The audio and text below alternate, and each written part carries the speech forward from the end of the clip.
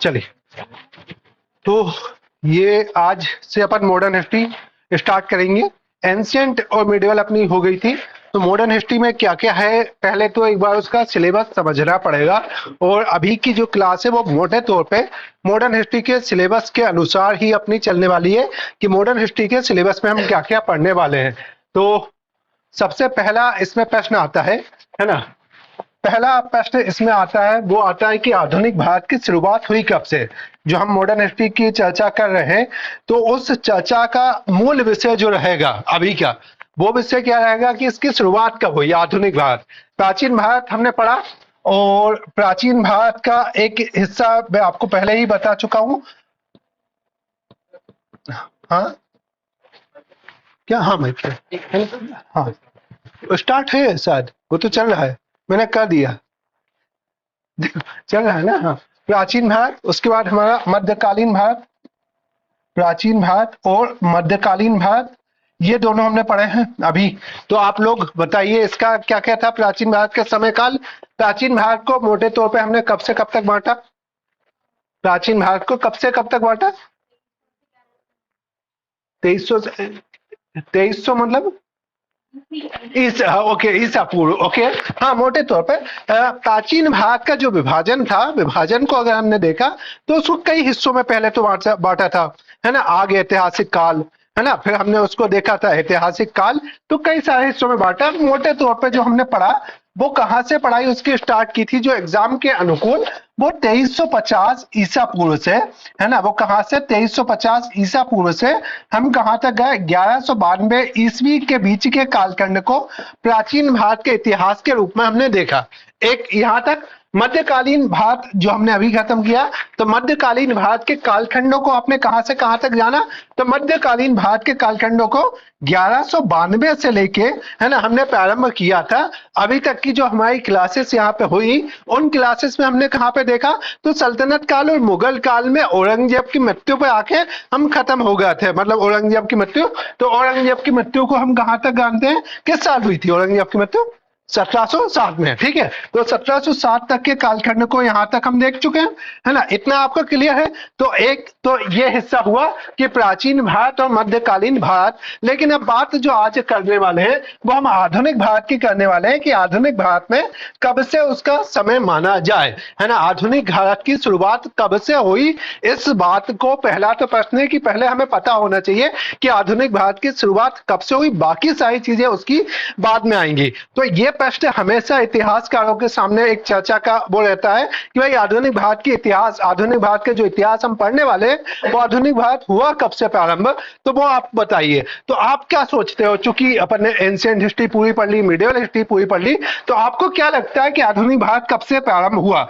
आप अपनी कुछ राय मुझे बताओ, तो मैं उससे वो मेरा ज्ञान थोड़ा सा बढ़े। कब से आप मानते हो इन्हें, कुछ क्या लगता है आपको आधुनिक भारत की कब से पढ़ना चाहिए या कब से उसका प्रारंभ हुआ, कुछ अपनी राय। हाँ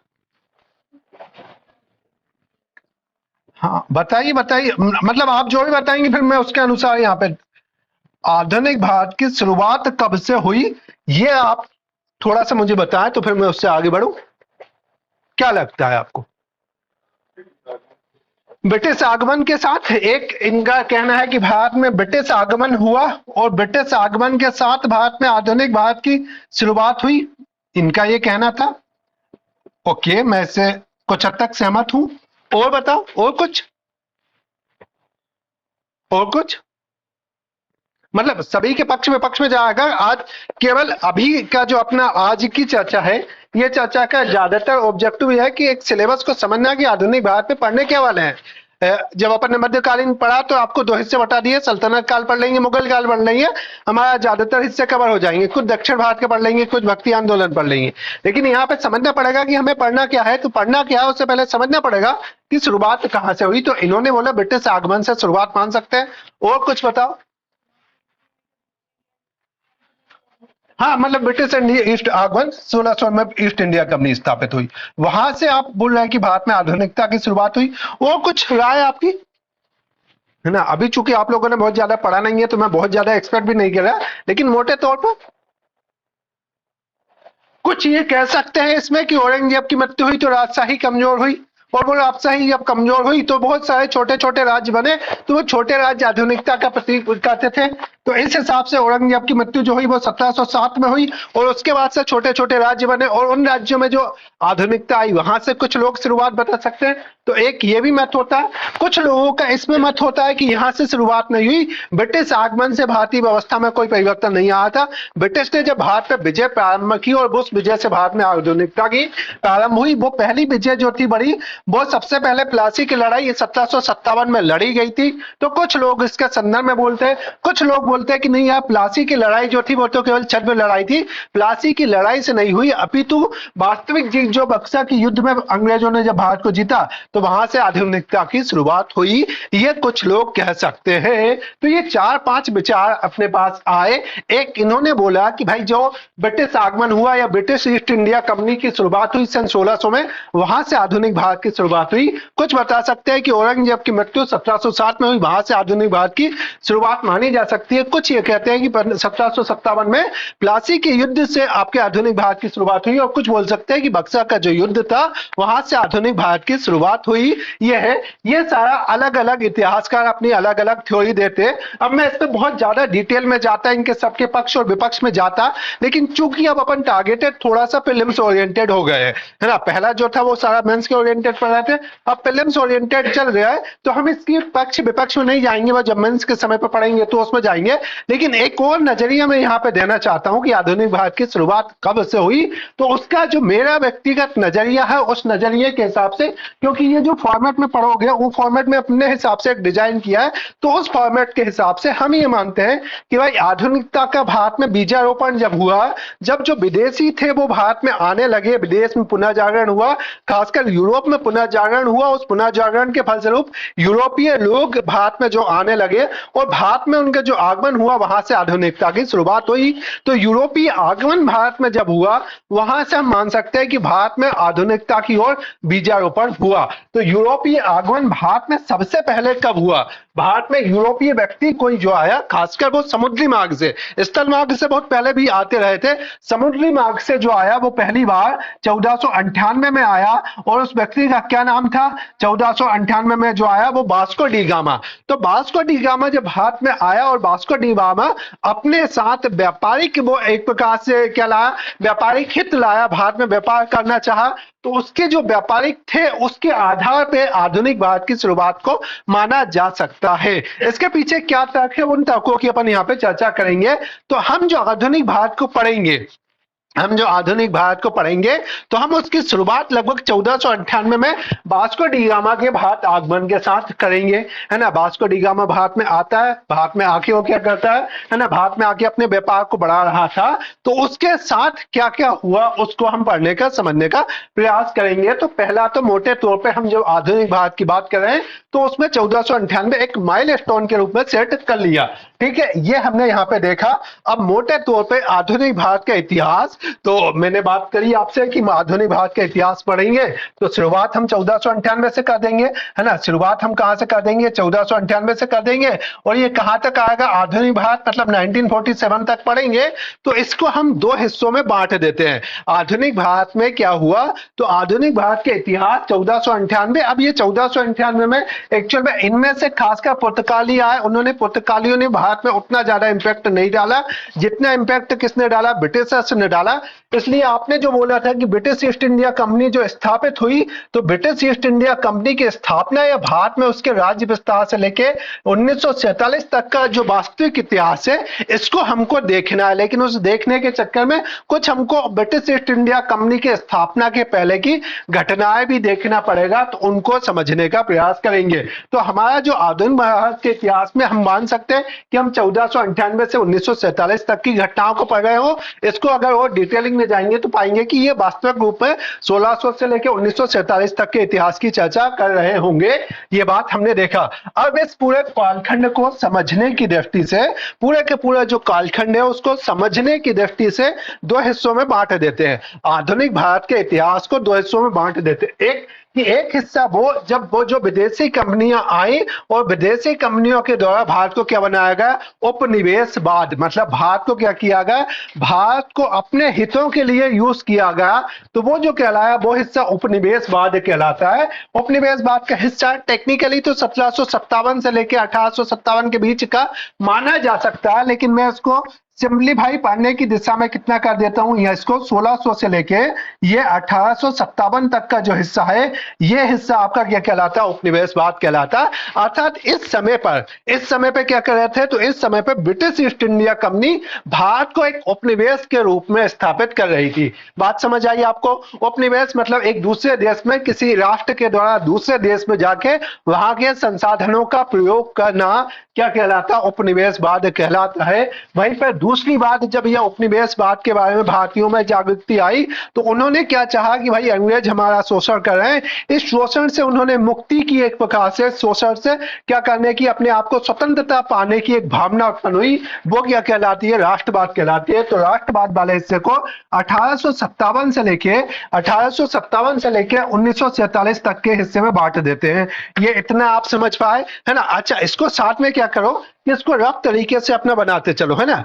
इसका रफ बना लेना, वापस से अपन वो डिक्टेशन वाला नहीं करेंगे, इसको साथ में आप बनाते चलोगे तो ज्यादा बेटर रहेगा। तो एक हिस्सा इसके अंदर क्या हुआ, तो एक हिस्सा हुआ इसका उपनिवेशवाद, दूसरा हिस्सा हुआ राष्ट्रवाद। तो ये मोटे तौर पे हमको पता होना चाहिए कि आधुनिक भारत के अंदर हम दो हिस्सों में पढ़ने वाले हैं। पहला हिस्सा हमारा उपनिवेशवाद होगा, दूसरा हिस्सा हमारा राष्ट्रवाद होगा। उपनिवेशवाद में हम क्या पढ़ेंगे, तो उपनिवेशवाद में हम ये पढ़ेंगे कि कैसे भारत को उपनिवेश बनाया गया, कैसे भारत में राष्ट्रवाद की उत्पत्ति हुई। तो उपनिवेशवाद को मतलब उपनिवेशवाद में मतलब भारत को एक प्रकार से क्या किया, अंग्रेजों ने अपने अधीन किया, भारत के संसाधनों का प्रयोग किया। तो उपनिवेशवाद ऐसा थोड़ी बन गया होगा कि आसानी से आए और भारत के पूरे संसाधनों का उपयोग कर लिया गया।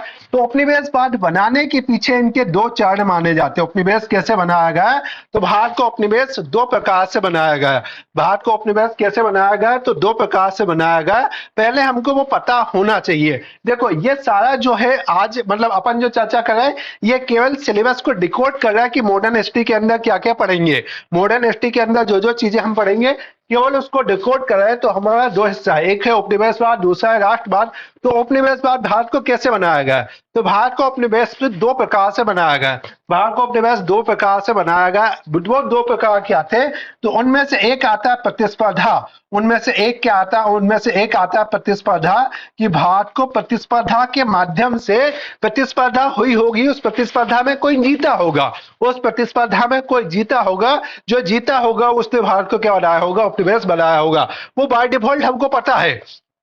कौन जीता था इस प्रतिस्पर्धा में, तो अंग्रेज इस प्रतिस्पर्धा में जीते थे। इस प्रतिस्पर्धा में कौन जीते थे, तो इस प्रतिस्पर्धा में अंग्रेज जीते थे। तो उपनिवेशवाद जब भारत को उपनिवेश बनाया जा रहा था तो दो प्रकार से बनाया गया। या तो उन्होंने आपस में संघर्ष किया, आपस में संघर्ष किसके साथ किया, प्रतिस्पर्धा हुई तो प्रतिस्पर्धा दो के बीच में वापस हुई, है ना। ये थोड़ा सा बनाना, एक बार अगर आपके दिमाग में ये सेट होगा तो पूरी आधुनिक भारत का इतिहास बहुत सिंपल तरीके से यहाँ पे सेट हो जाएगा। तो प्रतिस्पर्धा हुई होगी, प्रतिस्पर्धा किसके बीच में हुई होगी, तो यहां पे हम बोले तो एक तो जो विदेशी आ रहे थे, जो विदेशी कंपनियां आ रही थी उनके बीच में प्रतिस्पर्धा हुई होगी। विदेशी कंपनियां कौन कौन सी भारत में आई थी, इतना तो बता सकते हो, भारत में कौन कौन सी विदेशी कंपनियां आई थी, डच, हाँ, और कौन, डेनिश फ्रांसिस। तो जो विदेशी कंपनियां आई जिनमें 4-5 विदेशी कंपनियां थी, उनमें विदेशी कंपनियों में आपस में क्या हुई होगी, प्रतिस्पर्धा हुई होगी। और उन पांचों में से सबसे ऊपर कौन जीता, उनमें से कौन जीता, तो वहां पे अंग्रेज जीते। तो एक की उन्होंने विदेशी प्रतिस्पर्धा करी, उनमें से अंग्रेज जीते। दूसरा प्रतिस्पर्धा किसके साथ हुई होगी, तो जब वो भारत में आ रहे थे तो यहाँ पे भी कुछ शासक हुए होंगे, देशी शासक होंगे, स्थानीय शासक होंगे। ये हमने पहले देखा था जब मीडियल हिस्ट्री एंड की तरफ जा थे, और हम क्या देख रहे थे कि मुगल सत्ता जैसे जैसे कमजोर होगी तो यहाँ पे कुछ स्थानीय शासक उभरेंगे। वो स्थानीय शासक यहाँ पे पहले से मौजूद होंगे, वो ब्रिटिशर्स जो आते हैं वो यहाँ के स्थानीय शासकों को हराते हैं और अपनी सत्ता स्थापित करते हैं। तो यहाँ पे क्या आता है, यहाँ पे क्या आता है कि ये प्रतिस्पर्धा वापस, इस प्रतिस्पर्धा में कौन जीते होंगे, तो इसमें एक तो विदेशी के बीच में हुई होगी, दूसरा किसके बीच में होगी, देशी शासकों के बीच में प्रतिस्पर्धा हुई होगी। समझ आ पा रहा है ना, समझ आ पा रहा कि क्या हिस्सा है। इसको अगर अपन थोड़ा सा वो देखें तो अपन अपने जो मैप है उस मैप पे चलेंगे, है ना, उस मैप से थोड़ा सा समझने का प्रयास करेंगे, क्योंकि ये केवल सिलेबस की आउटलाइन है। तो हमारे जो मैप है उनको एक बार खोल लेते हैं और फिर उनको देखते हैं कि उसके अंदर क्या क्या चला ना।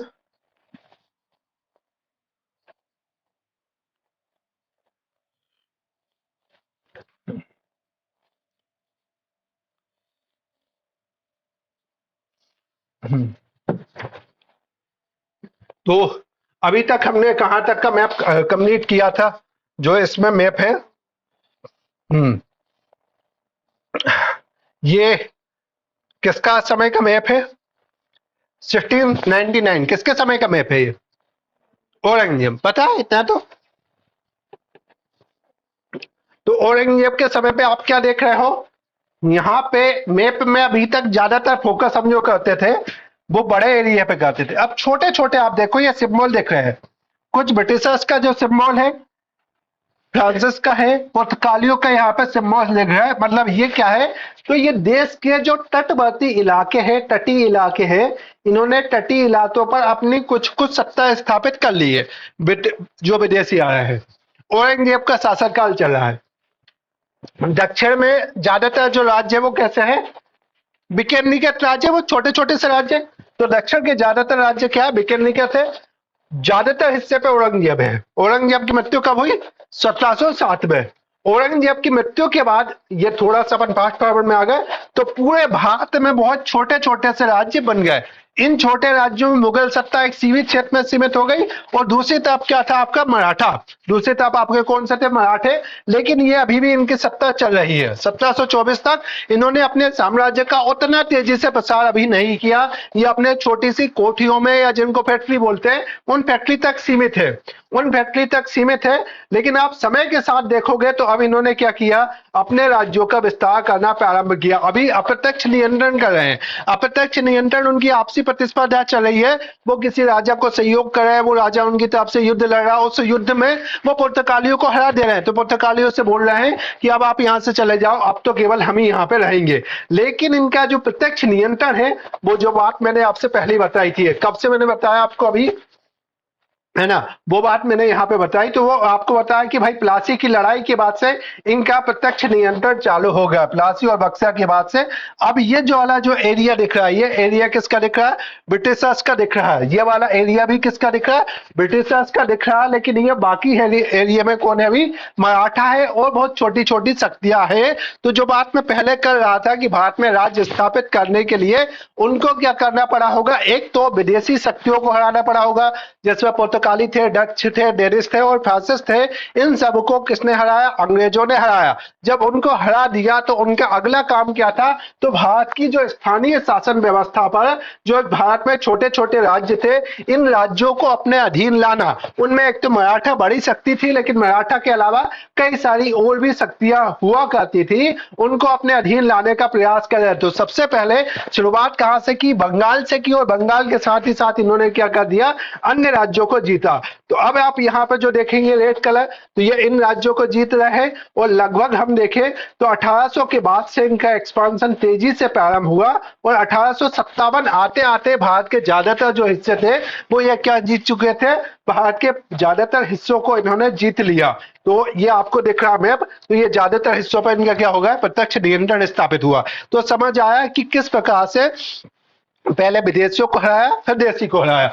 तो अब यहाँ पे वापस से हमारा जो था कि इनकी प्रतिस्पर्धा की जो बात कर रहे थे, है ना, इनकी प्रतिस्पर्धा की बात कर रहे थे कि भाई इन्होंने प्रतिस्पर्धा की होगी। तो उस प्रतिस्पर्धा में मैंने यहाँ पे बताया कि एक प्रतिस्पर्धा तो उन्होंने विदेशियों से की होगी, और दूसरी प्रतिस्पर्धा किससे की होगी, देशियों से की होगी, देशी शासक। विदेशी शासक में भी अगर आप यहाँ पे लिखना चाहें तो विदेशी में मैं यहाँ पे बता दूं कि विदेशी के बीच में किसमें प्रतिस्पर्धा हुई होगी, एक मिनट, है ना। तो विदेशी जो थे, तो उनमें जो प्रतिस्पर्धा हुई होगी विदेशियों में, तो उसमें आपके जो होंगे, विदेशी जो प्रतिस्पर्धा हुई होगी, तो उसमें कौन थे, तो मैंने वहां पे बताया कि आपके चार हुआ करते थे, है ना। विदेशी प्रतिस्पर्धा जब हुई तो चार मुख्य शक्ति थी, एक और उसमें थी।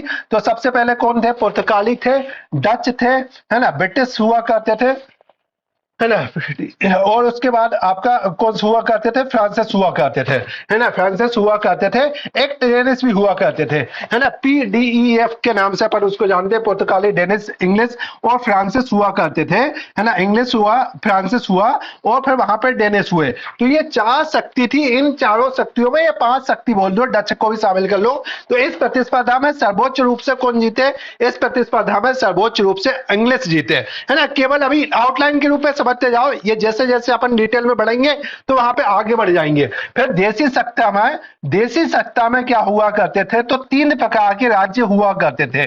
देसी सत्ता में 3 प्रकार के राज्य हुआ करते थे। ऐसे राज्य जो मुगलों के अधीन कभी रहे थे, ऐसे राज्य जो मुगल के अधीन कहीं कभी रहे थे, इनको उनसे संघर्ष करना पड़ा। जैसे अवध से संघर्ष करना पड़ा, जैसे बंगाल से इनको संघर्ष करना पड़ा, जैसे किससे, अवध से और बंगाल से संघर्ष करना पड़ा। अगली बात, दूसरा, इनको स्वतंत्र राज्यों से संघर्ष करना पड़ा। स्वतंत्र राज्य के एग्जाम्पल हम किसको बोल सकते हैं, मराठा को बोल सकते हैं।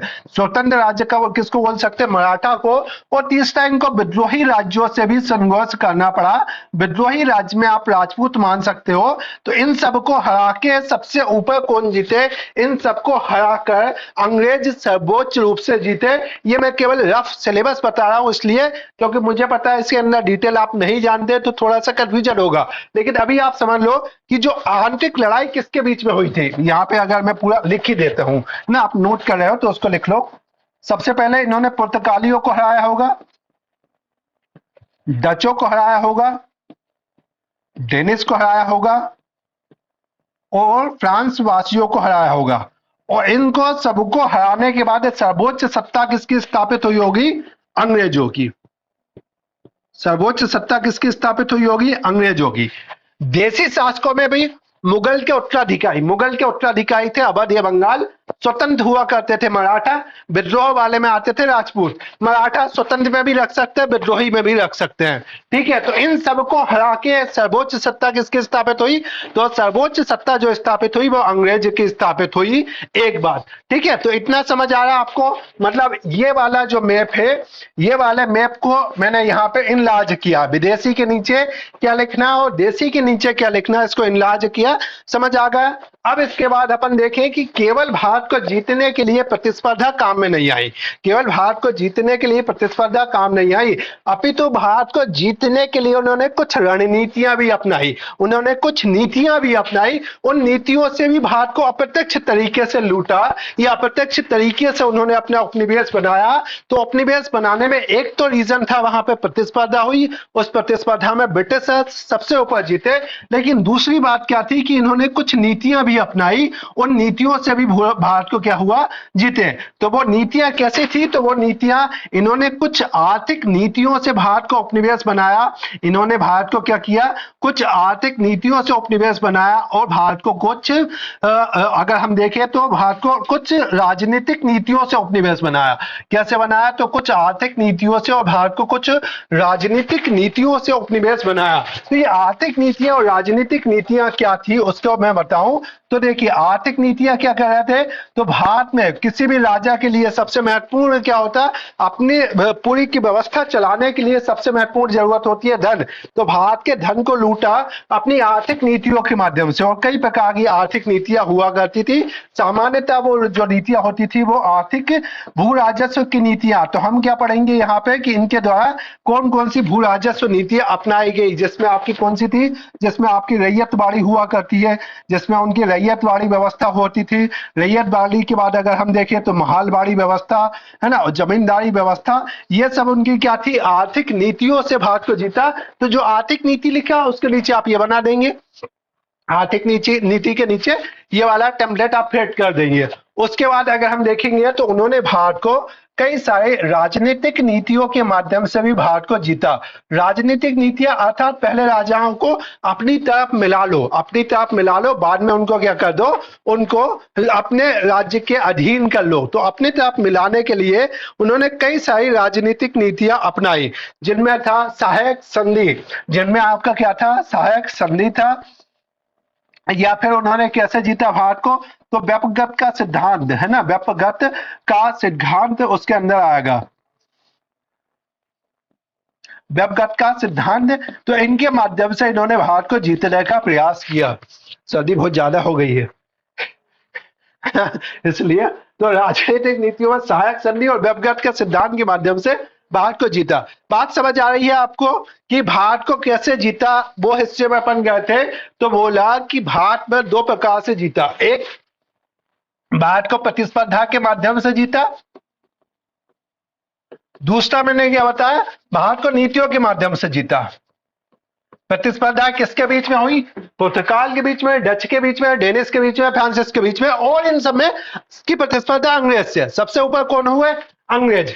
फिर अंग्रेजों ने जब इनको जीत लिया तो फिर किसको हराया? पहले इनको जीता और फिर किसको जीता अंग्रेजों ने?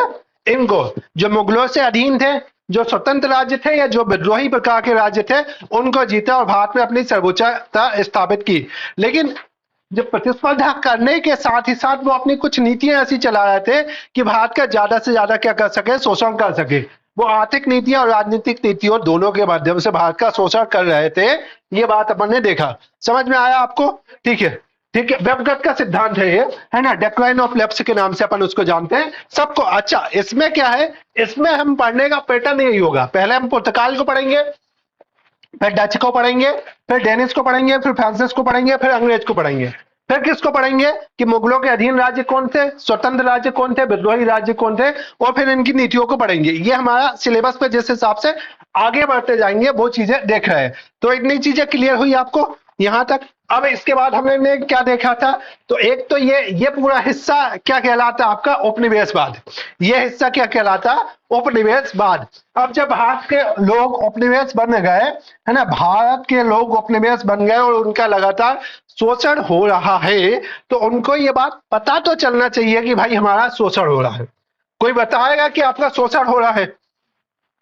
इस पूरे हिस्से में क्या किया गया? भारतीयों का शोषण किया गया। इस पूरे हिस्से में क्या किया गया? भारतीयों का शोषण किया गया, भारतीय राज्यों को जीता गया। अब भारतीयों को यह बात बताने के लिए कोई होना चाहिए जो उनको बताए कि आपका शोषण किया जा रहा, आपके खिलाफ क्या किया जा रहा, आपके अधिकारों को छीना जा रहा। तो इस बात को उपनिवेशवाद और राष्ट्रवाद को, उपनिवेशवाद से भारत में राष्ट्रवाद की जो भावना उत्पन्न करने वाले थे वो किसके द्वारा उत्पन्न की गई? भारत में कई सारे सामाजिक धार्मिक आंदोलन हुए और इन सामाजिक धार्मिक आंदोलनों ने लोगों को क्या किया? प्रेरित किया। लोगों को किस बात के लिए प्रेरित किया? कि वो उपनिवेशवाद से किस तरह बढ़ जाए, राष्ट्रवाद की भावना उत्पन्न करे। तो उपनिवेशवाद और राष्ट्रवाद के बीच में ज्वाइंट किसने किया? तो वो किसके द्वारा किया गया? सामाजिक धार्मिक आंदोलनों के द्वारा किया गया। समझ आया आपको, है ना, कि भाई भारत में उपनिवेशवाद से राष्ट्रवाद हमारा शोषण हो रहा है। तो कोई व्यक्ति आके बताया कि भाई आपका शोषण हो रहा है, मतलब वो क्या करे? आपकी चेतना में वृद्धि करे। वो सामाजिक आर्थिक चेतना किसने विकसित की? तो वो आपके आंदोलनों ने विकसित की। तो यहाँ पे हम क्या करेंगे? आंदोलनों को पढ़ेंगे। यहाँ पे हम क्या पढ़ेंगे? सामाजिक धार्मिक आंदोलनों को पढ़ने का प्रयास करेंगे। इतना समझ आया? अब आप क्या करोगे? जब आपको बता दिया गया कि भाई आपका शोषण हो रहा है, आपको बता दिया गया कि आपका शोषण हो रहा है, तो अब आप क्या करोगे? हाँ, क्या करोगे?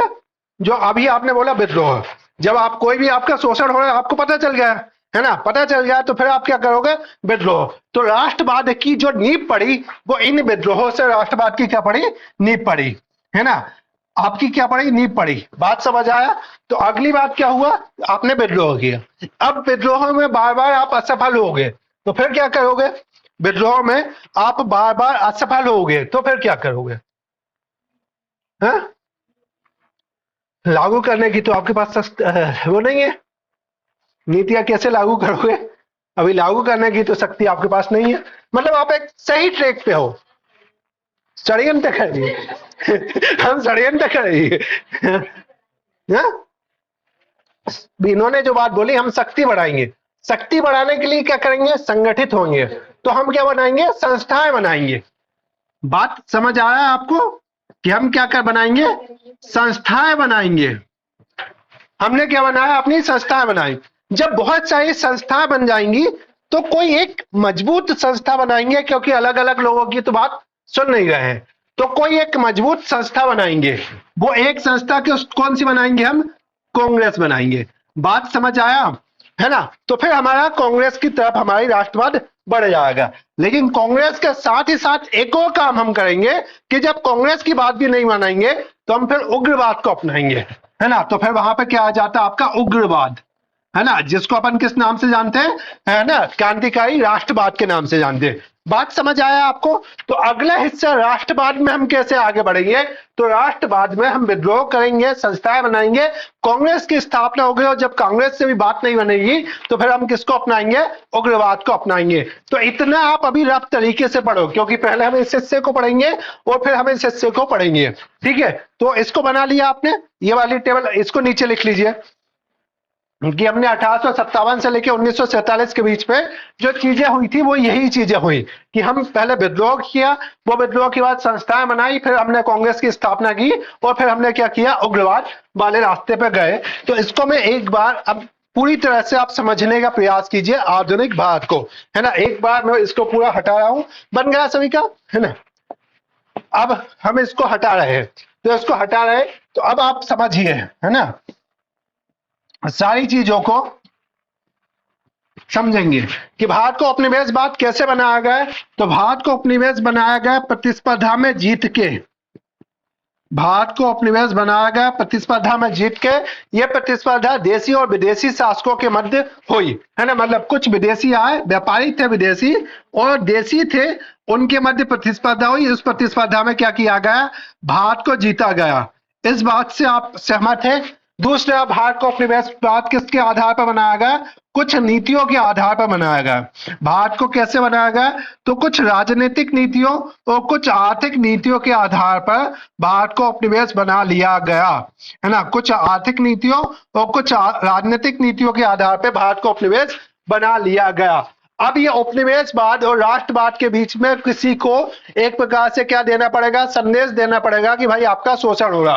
वो संदेश देने का काम किसने किया, तो वो संदेश देने का काम किया सामाजिक आर्थिक आंदोलनों ने। किसने वो किया, तो वो संदेश देने का काम सामाजिक आर्थिक आंदोलनों के द्वारा किया गया, है ना। वो किसके द्वारा किया गया, सामाजिक आर्थिक आंदोलनों के द्वारा ये देने का काम किया गया। अब भारत में क्या उत्पन्न हुआ, राष्ट्रवाद। तो राष्ट्रवाद को हमने क्या देखा, तो राष्ट्रवाद में सबसे पहले जैसे ही हमको क्या दिया गया कि आपका शोषण हो रहा, तो हमने विद्रोह किए।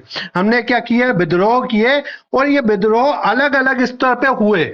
ये विद्रोह जिस व्यक्ति को जहां पे समझ में आया उसने वहां पे विद्रोह करना प्रारंभ कर दिया।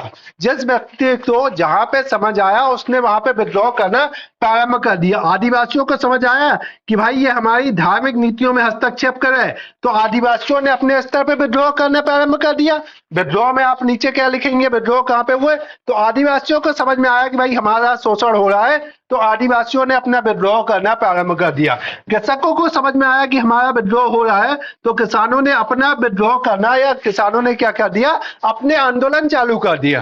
किसानों ने अपने आंदोलन चालू कर दिया। फिर वहां पे अगर हम देखें तो सिविल विद्रोह, मतलब सामान्य व्यक्तियों को जहां पे समझ आया कि हमारा शोषण हो रहा, तो उन्होंने अपना एक प्रकार से क्या कर दिया, आंदोलन करना चालू कर दिया। फिर अगर हम देखें तो उसमें विद्रोह में सर्वोच्च विद्रोह कौन सा हुआ, 1857 का विद्रोह हो गया। सबसे बड़ा विद्रोह कौन सा हो गया, 1857 का विद्रोह हो गया। ये बात अपन ने देखा, ठीक है।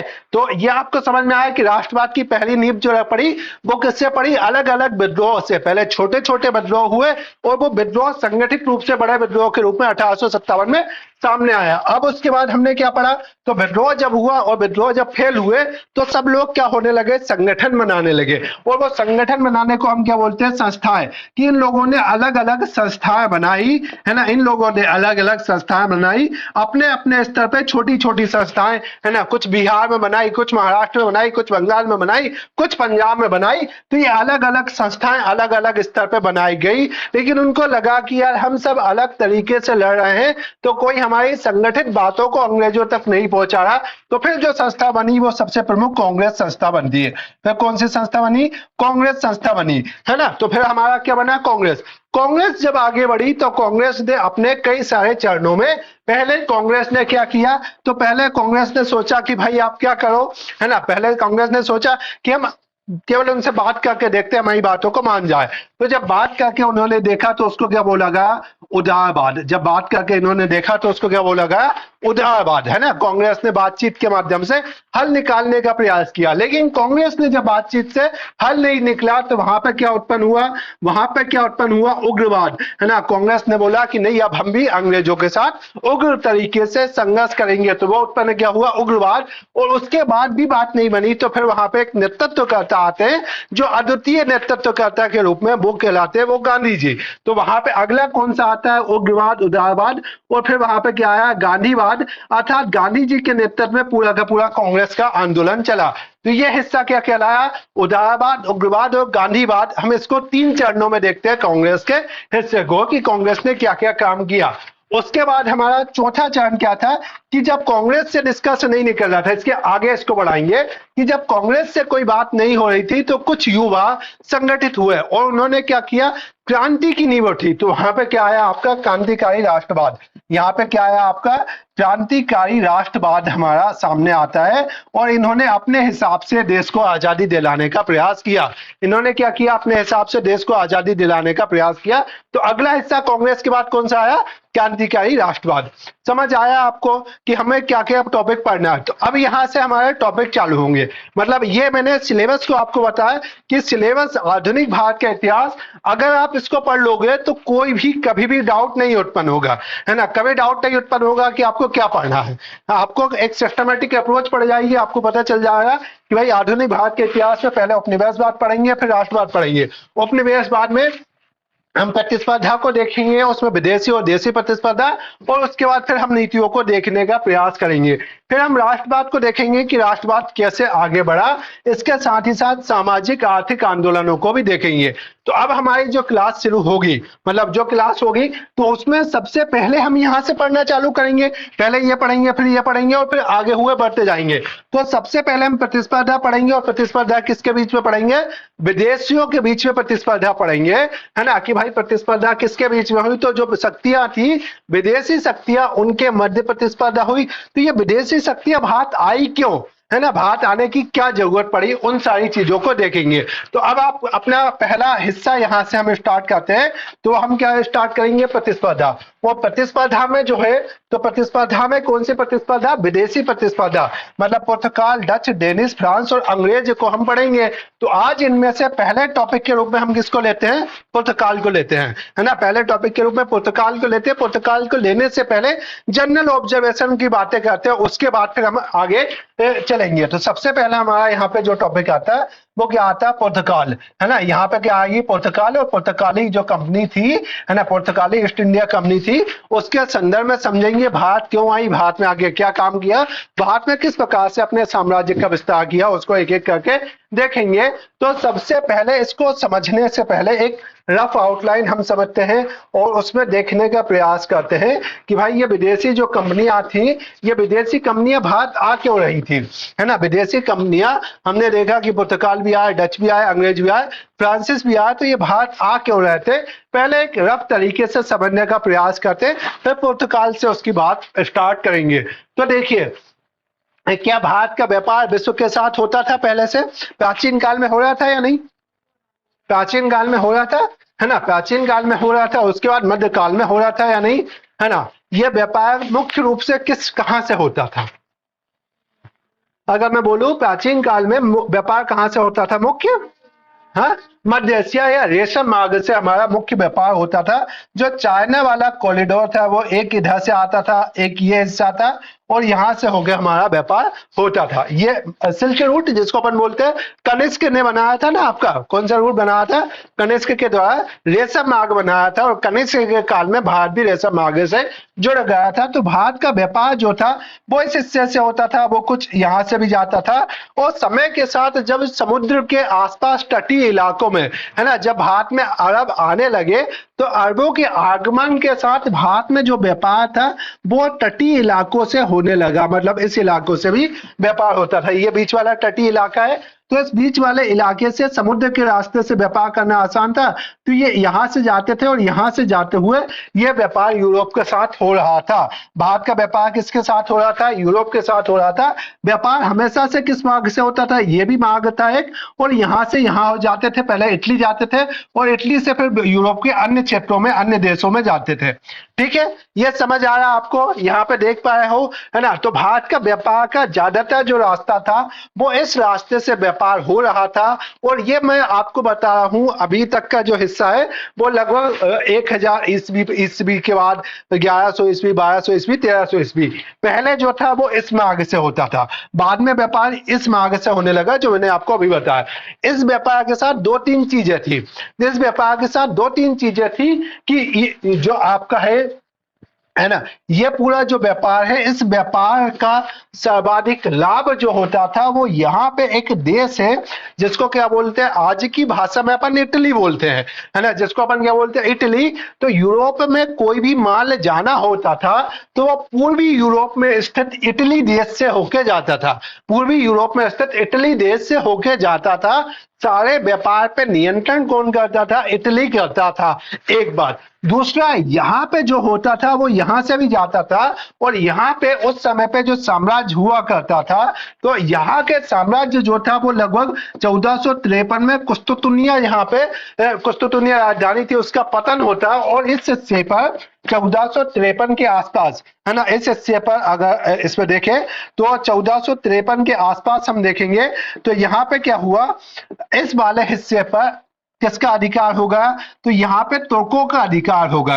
यहाँ पे क्या होगा? तुर्कों का अधिकार होगा। तो दो चीज हुई, दो चीज क्या हुई कि यहाँ से जो व्यापार हो रहा था उसमें तुर्क जो थे वो अपना परसेंटेज या अपना हिस्सा ज्यादा मांगने लगे, तो व्यापार में जो प्रॉफिट होता था वो प्रॉफिट क्या होगा? खत्म होगा, यूरोप के व्यापार में खत्म होगा। दूसरा, इसी समय पर यूरोप में पुनर्जागरण हुआ। यूरोप में क्या होता? पुनर्जागरण होता। तो पुनर्जागरण के समय पे नई नई खोजें वहां पे हुई, कई प्रकार के नए अनुसंधान हुए, उन्हीं अनुसंधान में जहाज निर्माण हुए, साथ ही साथ नए ऐतिहासिक औपनिवेशिक खोज की तरफ वहां के लोग आकर्षित हुए। तो उनको लगता था कि यार इटली तो पहले ही क्या कर चुका है, इटली समृद्ध हो गया। क्यों समृद्ध हुआ? क्योंकि भारत के साथ या पूर्व के साथ, इनके कंपेयर में भारत पूर्व में है, ईस्ट में है, यूरोप के कंपेयर में भारत पूर्व में है ना, तो ईस्ट या पूर्व के साथ इटली का व्यापार होता है, या इटली उस स्थान पे जहां पे उसको व्यापारिक लाभ मिलता है, तो इटली इतना ज्यादा विकसित हो गया। दूसरा, अब हमें क्या करना है कि इस रास्ते से तो व्यापार नहीं कर सकते, अतः हमारे पास मौका है कि हम भारत में जाके एक नए रास्ते से भारत में व्यापार करें, और उस रास्ते से हम क्या करें, उस रास्ते से हम क्या करें, भारत पहुंचे, ताकि हमें टोको से भी बच जाए, है ना, टोको से भी हमको संघर्ष ना करना पड़े, क्योंकि यहां से व्यापार होगा तो टोको को क्या देना पड़ेगा? एक हिस्सा देना पड़ेगा। दूसरा, इटली का हिस्सा भी नहीं देना पड़े, तो हमें क्या मिल जाएगा? प्रॉफिट मिल जाएगा। तो दो तीन चीज हुई, एक तो क्या हुआ वहां पे, है ना, दो तीन चीजों में एक चीज तो वहां पे क्या हुआ कि नए व्यापारिक मार्ग खोजे गए, है ना, एक तो वहां पे क्या हुआ कि नए व्यापारिक मार्ग खोजने की चेतना उत्पन्न हुई, और उनमें नए तरीके से अनुसंधानों को बढ़ावा दिया गया। तो इसके फलस्वरूप अनेक यहाँ के जो पीछे के लोग थे, जिनमें आपका फ्रांस हुआ करता था, स्पेन हुआ करता था, पुर्तगाल हुआ करता था, है ना, इन सभी के अनेक नाविक साहसिक यात्राओं पर निकले, साहसिक यात्राओं पर निकले, क्योंकि उनको नया देश, है ना, नए देश में साथ व्यापार करना था। एक बात, इसके साथ ही साथ एक और चीज सुनिए कि जब यहाँ पे जो पूरा पूरा टोको ने अधिकार करा और इनका व्यापार यूरोप वासियों के साथ बंद होगा, तो भारत के इस हिस्से पे जो व्यापार करते थे वो अब अरब देश के लोग इस हिस्से से भारत में क्या कर रहे थे? व्यापार कर रहे थे। मतलब समुद्र के माध्यम से अभी व्यापार कौन कर रहे थे? तो अभी जो व्यापार कर रहे थे वो केवल अरब प्रायद्वीप के लोग भारत के साथ व्यापार करने लगे। तो भारत के लोग भी प्रायद्वीप, देखो व्यापार में क्या होता है कि ज्यादा से ज्यादा लोग होंगे तो कंपटीशन होगा, तो जो बेचने वाला है उसको भी फायदा होगा। अब एक ही आपका वो खरीदार है तो आपको नुकसान होगा, लेकिन आपके खरीदार माल के 10 है, 5 है, तो आपको ज्यादा प्रॉफिट होगा। तो भारत के लोग भी चाहते थे कि यूरोप के साथ हमारा व्यापार प्रारंभ हो। तो ये इतनी स्थिति चल रही थी। इतनी स्थिति में दो मूल चीजें, एक कि व्यापार पे पहले इटली का प्रभुत्व था, दूसरा ये वाला रास्ता कुस्तुतुनिया के पतन के बाद क्या हो गया था? ब्लॉक हो गया था। तो नए रास्तों की ओर बढ़े। इन रास्तों को खोजने में सबसे प्रमुख थे स्पेन के वासी, है ना, स्पेन के निवासी यहाँ पे सबसे प्रमुख थे। उन्होंने क्या किया, नए नए रास्तों की खोज के लिए निकले। इन्हीं खोज के रूप में एक कोलंबस वहां पे निकला। वो भी क्या किया, नए क्षेत्रों में जाके अपने व्यापारिक मार्गों की खोज करनी थी। तो कोलंबस ने कहाँ की खोज की, कोलंबस कहाँ पे पहुंच गया, हाँ, तो कोलंबस जो था वो अमेरिका पहुंचा, है ना, मतलब उसके द्वारा कहां पहुंच गया, तो कोलंबस जो था उसने भारत के लिए निकला, लेकिन वो अमेरिका पहुंच गया। दूसरा, उन्हीं में से एक व्यक्ति था जो चला वहां से, है ना, उन्हीं में से एक व्यक्ति था जिसका नाम हुआ करता था, अगर मैं बोलूं तो उसका नाम हुआ करता था बार्थोलेम्सो डियोस, है ना, बार्थोलेम्सो डियोस। ये पुर्तगाल के एक निवासी था, ये यहाँ से चला और ये सबसे पहले केप ऑफ गुड होप पे पहुंचा। उसका क्या नाम हुआ करता था, तो उसका नाम हुआ करता था बार्थोलेम्स, है ना, बार्थोलेम्स डियास। ये बार्थोलेम डियास ने यहाँ तक पहुंच गया। और ये कब पहुंचा, तो ये जो पहुंचा वो आपका 1487 में इस हिस्से तक पहुंच गया, 1487 में इस हिस्से तक पहुंच गया। लेकिन ये भारत तक नहीं पहुंच पाया। एक बात तो अब इनको क्या लगा कि नहीं, हमें कुछ रास्ता यहां तक का तो मिल गया। अब ये इतने हिस्से से यहां तक पहुंचे। अब यहां पे हम देखें तो इसके बाद बार्थोलेम्सो डियास के बाद वहां के राजा ने प्रोत्साहन दिया, और राजा के प्रोत्साहन पे वास्को डी गामा चलता है। वास्को डी गामा जब चल रहा, तो वास्को डी गामा 1498 में चला। वो यहां तक के रास्ते से तो परिचित हुआ करता था, है ना, यहां तक के रास्ते से तो परिचित हुआ करता था। दूसरा, यहाँ पे भारतीय व्यापारी भी इस हिस्से तक पहुंच चुके थे। भारतीय व्यापारी, इतना रास्ता भारतीय व्यापारी जानते थे। तो उनमें यहाँ पे उसको एक भारतीय व्यापारी मिलता है जिसका नाम था अब्दुल माजिद। यहाँ पे कौन मिलता है, तो यहाँ पे उसको 1498 में अब्दुल माजिद मिलता है। अब्दुल माजिद के सहयोग से यहां तक की रास्ता भारत का ये तय करता। और भारत में, दक्षिण भारत में जो राजा हुआ करता था जमोरिन, उस समय पर उसका व्यापार अरब को के साथ सही तरीके से नहीं चल रहा था। तो उसने क्या किया, उसने यहां पे आके एक प्रकार से वास्को डी गामा का क्या करता है, स्वागत करता है। तो इस प्रकार से भारत की खोज जो किताबों में पढ़ाई जाती है वो होती है। तो वो भारत की खोज नहीं थी, भारत तो पहले से खोजा हुआ था। भारत का पूरा एक स्वर्णिम इतिहास था और यूरोप के साथ हजारों वर्षों से व्यापार करते आ रहा था। केवल वास्को डी गामा ने क्या किया, एक नए रास्ते की खोज करी। केवल वास्को डी गामा ने क्या कर दिया, एक नए रास्ते की खोज की, जो कहां से, केप ऑफ गुड होप, है ना, जो कहां से, केप ऑफ गुड होप से होते हुए भारत के दक्षिणी हिस्से पर आता था। कहां तक आया था, ये भारत के दक्षिण हिस्से तक आया था। तो इस प्रकार क्या होता है, एक नया रास्ता यहां से बन जाता है, एक नया रास्ता यहां से बन जाता है। और ये रास्ता कहां पे आता है ना, ये आपको वास्को डी गामा कहां उठता था, कहां आया था वास्को डी गामा, हाँ, किस जगह, हाँ, सूरत। वास्को डी गामा सूरत आया। अरे यार, इतनी तो मैं उम्मीद करता हूं आपसे। वास्को डी गामा सबसे पहले कोची आया। ओके, और तो क्या लगाओ, तो कोचीन आया था, कोचीन आया था कि कालीकट आया था। अरे यार, अभी तो बहुत मतलब बेसिक पे ये कहाँ पे आता, कालीकट पे आता, कोचिंग के निकट ही था। बाद में कोचिंग वाला भी एक अलग स्टोरी है कि कोचिन एक अलग राज्य हुआ करता था, कालीकट एक अलग राज्य हुआ करता था जहाँ का शासक था जमोरिन। तो ये कालीकट के जमोरिन के पास पहुंचा, कालीकट में इन्होंने अपना व्यापार करना प्रारंभ किया। अब इस व्यापार में इनका संघर्ष होता है। व्यापार जब कर रहे हैं तो पहले से पूरा व्यापारिक एकाधिकार यहाँ पे किसका बना हुआ, तो यहाँ पे पहले से व्यापारिक एकाधिकार बना हुआ था। वो किसका बना हुआ था, अरबों का व्यापारिक एकाधिकार यहाँ से बना हुआ था।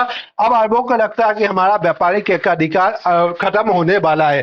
तो पहला तो यहाँ पे अब कौन आता है, कालीकट पहुंचता। कालीकट में उसको कौन मदद करता है, तो अब्दुल माजिद ने कालीकट में उसकी क्या की थी, मदद की थी। किसने मदद की थी, अब्दुल माजिद ने कालीकट पहुंचने में उसकी मदद की। और कालीकट के जो शासक हुआ करता था जिसका नाम था जमोरिन, तो जमोरिन के द्वारा उसका क्या किया गया था, स्वागत किया गया था। फ्री की आपके 3 फैक्ट यहीं पे हो गए कि कहां पे आया था, कालीकट आया। कब आया, 1498 में। किसने उसकी मदद की, तो अब्दुल माजिद ने मदद की। और कौन वहां का शासक था, तो वो जो शासक हुआ करता था वो जमोरिन उसका शासक हुआ करता था उसने वहां पे मदद की। जब भारत के साथ व्यापार करके वो वापस लौटा, भारत के साथ वापस लौटा व्यापार करके, तो वापस लौटने पे जो आपका वास्को डी गामा आया हुआ था, है ना, वास्को डी गामा भारत से गया तो अपने साथ इतनी सारी संपदा ले गया है कि उसको 60 गुना फायदा हुआ, है ना। वहां के लोगों क्या हुआ कि उसको 60 गुना फायदा होता, इतना ज्यादा प्रॉफिट हुआ, है ना। लगभग 60 गुना मतलब कितना परसेंटेज, तो लगभग 600% का उसको फायदा हुआ, या 60 गुना उसको फायदा हुआ। इस फायदे में वहां के लोग भारत की तरफ आने को क्या हो गए, आतुर हो गए, क्योंकि अब उनको क्या मिल गया था, भारत का एक नया रास्ता मिल गया था, भारत की तरफ पहुंचने का एक नया रास्ता उनके हिस्से में था। ठीक है, तो ये हमको क्या पता चलता है कि वास्को डी गामा भारत में आया, तो अब वहां के लोग क्या चाहेंगे कि भाई हमें जाके वहां पे व्यापार करने को मिले। तो अब वहां का जो शासक था, स्पेन के जो वो सॉरी पुर्तगाल के जो शासक था, उसने अपना एक दूत भेजा, है ना। पुर्तगाल का शासक था, जब भारत का रास्ता खोज लिया गया तो अपना एक दूत भेजा, और उस दूत का नाम क्या था, किसको दूत बना के भेजा, तो जो मैंने आपको पहले थोड़ी देर पहले बताया था कि बागो लेम्सो डियाज, तो बागो लेम्सो डियाज दूसरा व्यक्ति था जो भारत में आता है ना। भारत में दूसरा व्यक्ति कौन आया, तो दूसरा व्यक्ति जो आया वो बार्थो लेम्सो, है ना। वहां पे दूसरे व्यक्ति के रूप में कौन आता है, तो बार्थो लेम्सो, है ना, बार्थो लेम्सो डियाज भारत में दूसरा व्यक्ति हुआ करता था, जो है ना, भारत में दूसरा व्यक्ति था जो व्यापार करने के लिए आया। लेकिन जब ये व्यापार करने के लिए आया तो इसके कालीकट के जो राजा थे उनके साथ मतभेद उत्पन्न हो गए, जमोरिन के साथ। जमोरिन को अरबों ने अपने पक्ष में ले लिया। तो फिर ये कहां पे पहुंचता है, बार्थोलेंडो डियाज, ये कोचिन पहुंचता है। फिर कोचिन में इसका संघर्ष हुआ, किसके साथ संघर्ष हुआ, अरबों के साथ इसका संघर्ष हुआ, क्योंकि अरब ने पहले ही इस पूरे क्षेत्र पे अपना नियंत्रण कर लिया था। तो बार्थो लेम्सो डियाज इसमें अरबों को हराता है। अरबों को हराकर यहाँ के पूरे समुद्र पर अपना नियंत्रण स्थापित किया, पहले किसने, डियाज ने। तो अब अरबों का भारत के साथ व्यापार लगभग समाप्त हो गया, और व्यापार पे किसका अधिकार स्थापित हो गया यहाँ से, तो यहाँ से पुर्तगालियों का व्यापार पे एक प्रकार से क्या होता है, एकाधिकार स्थापित हो जाता है। पुर्तगालियों का व्यापार पे एकाधिकार स्थापित हो जाता है। ये आया, है ना। तो जो कौन था, बार्थोलेम्सो डियाज, कोचिन पहुंचता, कोचिन में पहुंच के इसने अपनी सत्ता को स्थापित किया। तो अब यहां से प्रारंभ क्या होगा, तो अब यहां से भारत में पुर्तगाली राज्य प्रारंभ होगा। पुर्तगाली अब भारत में आने लगे, भारत में अपनी फैक्ट्री लगाने लगे। फैक्ट्री का मतलब क्या होता, फैक्ट्री का मतलब होता व्यापारिक केंद्र। तो उन्होंने अपने व्यापारिक केंद्र स्थापित करना प्रारंभ किया, और व्यापारिक केंद्र के साथ कई सारी अन्य गतिविधियां की। तो अब अगले लेक्चर में, मतलब कल से हम यहां से कंटिन्यू करेंगे कि पुर्तगाल ने पहले क्या किया, डच ने क्या किया, फ्रांसिस ने क्या किया, तो उसके बाद यहां से अपन कंटिन्यू करेंगे। ठीक है, इतना समझ आया आपको, इसमें कोई डाउट है किसी को भी, मतलब बच्चा क्लियर है ना यहाँ पे, है ना। ये वाला जो है आपका क्या बोल रहे हैं, ये वाला जो हिस्सा है अपना,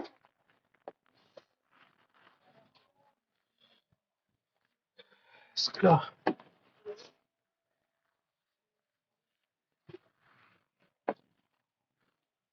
हाँ, आपका ये वाला जो हिस्सा है इसको एकदम अपने माइंड मैप में क्लियर कर लेना। कौन सा, ये वाला जो है, इसमें किसी को कोई डाउट है। अब भारत को उपनिवेश कैसे बनाया, प्रतिस्पर्धा नीतियों के माध्यम से।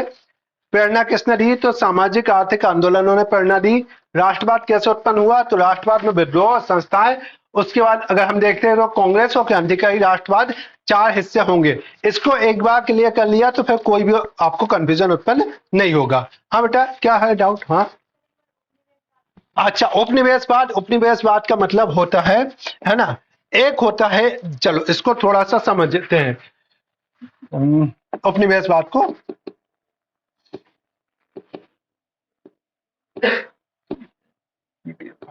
हाँ, चलो उपनिवेशवाद को अपन यहां से समझते हैं। क्या हुआ, अंतरराष्ट्रीय राजनीति में हमेशा एक राज्य दूसरे राज्य को जीतता रहता है ना। कितने राज्यों को अपन ने जीतते और हारते हुए देख लिया, देखा, मतलब एंशिएंट में ढेर सारों को देखा, मीडियल में ढेर सारों को देखा कि हमेशा पड़ोसी राज्य दूसरे पड़ोसी राज्यों को जीतता है, उसके संसाधनों को क्या कर देता है, उसके संसाधनों पर अपना अधिकार कर लेता है। सबसे बेस्ट एग्जाम्पल अपन ने सब मगध में देखा कि मगध के समय क्या हुआ करते थे, सबसे पहले 16 महाजनपद हुआ करते थे। उन 16 महाजनपदों को जो भी राज्य शक्तिशाली हुआ तो उन्होंने पड़ोस में जीता, तो उन 16 में से पहले कितने बचे? 4 बचे, और उन 4 में से भी सबसे बाद में कितने बचा? केवल एक बचा। वो कौन सा था? वो आपका मौर्य जनपद था। ऐसा ही वर्तमान राजनीति में भी चलता। तो वर्तमान राजनीति में नहीं चलता, मतलब मिडिवल हिस्ट्री वाली राजनीति में, कि कोई राष्ट्र अपने पड़ोसी राष्ट्र को जीतता है, कोई राष्ट्र अपने पड़ोसी राष्ट्र को जीतता। मानो उदाहरण के रूप में कि भारत के द्वारा कहीं भी क्या कर लिया गया? भारत के द्वारा पाकिस्तान को जीत लिया गया, और पाकिस्तान को क्या कर लिया? अपने अधीन कर लिया। पाकिस्तान को अपने अधीन कर लिया, तो हम वहां पे क्या करते हैं? तो हम वहां की पूरी राज व्यवस्था को अपने अनुसार चलाते हैं। हम वहां की पूरी राज व्यवस्था को अपने अनुसार चलाते हैं, वहां के पूरे संसाधन को वहां पे चलाते हैं, तथा हमारी सीमाओं में क्या हो जाता है? हमारी सीमाओं में क्या हो जाता है? परिवर्तन हो जाता है। इन सब का उद्देश्य क्या होता है? इन सब के माध्यम से हम हमारे देश को मजबूत कर रहे होते हैं, या उसके संसाधनों का क्या कर रहे होते हैं? लूट रहे होते हैं। मतलब एक एग्जाम्पल के रूप में, तो ये जो अवस्थी कहलाता है, ये जो अवस्था कहलाती है, इसको क्या बोला जाता है? इसको साम्राज्यवाद। इसको क्या बोला जाता है? साम्राज्यवाद। तो साम्राज्यवाद पहले आपको क्या समझ आया कि साम्राज्यवाद होता है किसी राष्ट्र के द्वारा अपने पड़ोसी राष्ट्र को जीतना तथा उसके संसाधनों का प्रयोग अपने हितों के अनुसार करना। खासकर वहां के सारे संसाधन, मतलब आर्थिक संसाधन, मानव संसाधन, सामाजिक संसाधन, सभी का यूज हम कहां पे करते हैं? साम्राज्यवाद में प्रयोग करते हैं। तो पहले बताओ, आपको साम्राज्यवाद समझ आया है ना? साम्राज्यवाद समझ आया। साम्राज्यवाद की एक बुनियादी शर्त होती है कि जो राष्ट्र होता है, जैसे भारत है, तो जिस राज्य में अपन अपने साम्राज्य का विस्तार कर रहे हैं उसकी सीमा उससे लगती है। तो भारत अपने साम्राज्य का विस्तार कहां पर कर रहा है? पाकिस्तान की तरफ कर रहा है। इतनी बात समझ आई? एक बात तो ये क्या हुआ? साम्राज्यवाद में हम वहां की राज व्यवस्था को प्रभावित करेंगे, वहां के संसाधनों को प्रभावित करेंगे, वहां की आर्थिक संसाधन है उनका दोहन करेंगे। एक बात, ठीक है? तो इतनी सारी चीजें समझ आई, ये सारा कहलाता है साम्राज्यवाद। उपनिवेशवाद का मतलब क्या होता है? तो उपनिवेशवाद में एक राष्ट्र जिसकी सीमा किसी दूसरे राष्ट्र से नहीं मिल रही है, वहां पे वो जाता है और उसके संसाधनों का क्या करता है? उपयोग करता है, उसके संसाधनों को शोषित करता है। वो क्या कहलाता है? उपनिवेशवाद। उदाहरण के रूप में क्या था? तो ये आप यहाँ पे देखिए, आजकल तो इसका अस्तित्व ही कितना सा रह गया। ये कि यहाँ पे कौन मौजूद है? ब्रिटेन। ब्रिटेन यहाँ से कहाँ आया? भारत आया, और भारत के संसाधनों का प्रयोग उसने क्या किया? अपने हितों में। भारत में वो अपना मतलब भारत में शासन चला रहा है, लेकिन सारे संसाधनों को कहां पे ले जा रहा है? सारे पैसे को कहां ले जा रहा है? तो सारे पैसों को ले जाके ब्रिटेन में यूज कर रहा है। तो ये जो कहलाता है वो क्या कहलाता है? आपका उपनिवेशवाद। तो उपनिवेशवाद एक प्रकार से मूल रूप से क्या है? तो मूल रूप से आर्थिक गतिविधि है, या इसको बोले मूल रूप से आर्थिक शोषण का वो है ना? आर्थिक शोषण करना, कि कोई राष्ट्र जिसकी सीमा उसके पड़ोसी राष्ट्र से नहीं लग रही हो, वहां पे वो जाता है और वहां के पूरे संसाधनों का उपयोग करता है। वो आपका क्या कहलाता है? उपनिवेशवाद। तो जो मैंने पूरा हिस्सा बताया, उस पूरे हिस्से में क्या आ रहे थे? तो अलग अलग देश, चाहे वो पुर्तगाल आ रहे थे, फ्रांसिस आ रहे थे, डच आ रहे थे, या ब्रिटिश आ रहे थे, वो सब भारत में आ रहे थे और भारत के संसाधनों को क्या कर रहे थे? लूटना चाह रहे थे। तो उसको अपन ने क्या बोला? उपनिवेशवाद। तो बात समझ आई आपको? उपनिवेशवाद क्या है, इसमें कोई डाउट? अब किसी को कोई डाउट है क्या? उपनिवेशवाद। तो फिर हमारा क्या हुआ? तो उपनिवेशवाद, तो ये तो वो हिस्सा था। दूसरा, फिर अपने आपको इसमें भी डाउट है क्या कि उपनिवेशवाद का ये है ना? तो उपनिवेशवाद में भारत को उपनिवेश जब बना रहे थे, तो भारत को सीधे आके उपनिवेश नहीं बना लेंगे।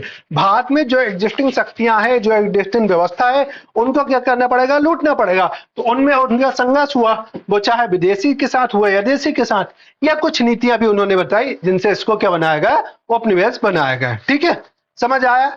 कोई डाउट किसी को? क्लियर है? ठीक है, तो आज की क्लास को अभी यहाँ पे एंड करते हैं। मैं अभी आपको टेस्ट दे रहा हूँ, है ना? मैं अभी आपको टेस्ट दे रहा हूँ। टेस्ट आज क्या था मुझे बताइए।